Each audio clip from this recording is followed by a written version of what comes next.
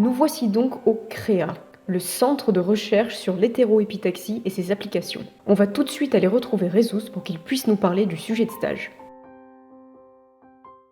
Viens Clémentine, regarde, qu'est-ce qu'on veut faire dans ton stage? On veut envoyer de l'information quantique de Nice à Amphili, où se déroule une partie du stage, à Sofia, où se trouve le CREA, où se déroule l'autre moitié du stage. Si à Cagnes-sur-Mer, il y a quelqu'un qui essaye de nous piquer l'information, on va le savoir et là, on peut arrêter la communication. Pour envoyer cette information quantique, il va falloir la créer. Et pour cela, on va utiliser des photos uniques. Pour émettre les photos uniques, il faut d'abord faire croître un cristal de GAN au sein duquel on va créer des défauts et ce sont ces défauts qui vont émettre les photons un par un.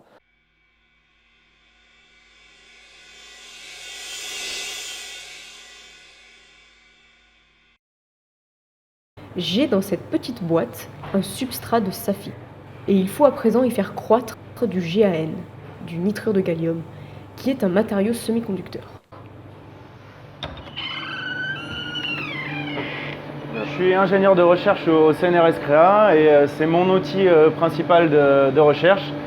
C'est un réacteur de croissance dit épitaxie en phase vapeur aux organométalliques. Et en fait, on va mettre des substrats dans ce réacteur, des petites galettes plates, où on va, dans des conditions thermodynamiques, de température, de pression contrôlée, déposer en fait des atomes à la surface de ces substrats pour créer vraiment des couches, un empilement de couches 2D.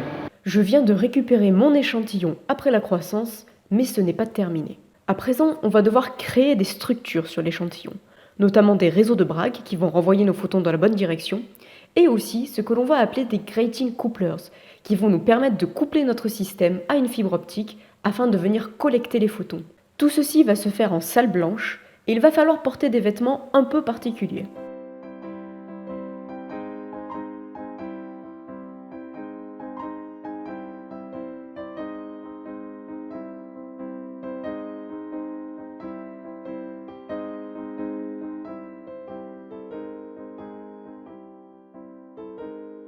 Nous ne savons pas où se trouvent les éventuels émetteurs de photons uniques, et c'est le NTU à Singapour qui va se charger de les repérer. Max va créer des marques d'alignement sur l'échantillon qui serviront de repères et leur permettront de nous indiquer plus facilement la position des émetteurs qu'ils auront trouvés.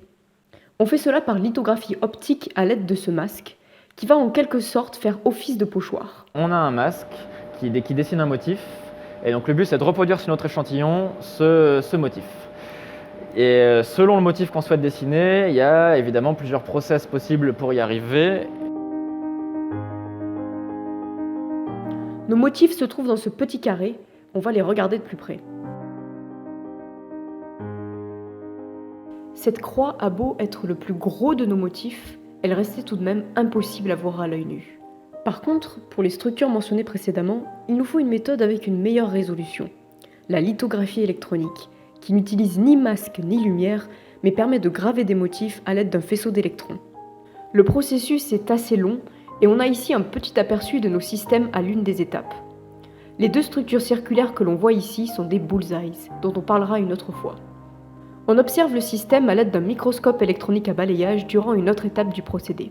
On distingue les fameux grating couplers, qui vont nous aider à coupler plus facilement notre système à une fibre optique, en nous permettant de collecter les photons par le dessus et non par le bord. C'est également l'occasion de se rendre compte des dimensions d'une telle structure. Il est temps de partir à Nice, à l'infini, pour la partie caractérisation de ce projet.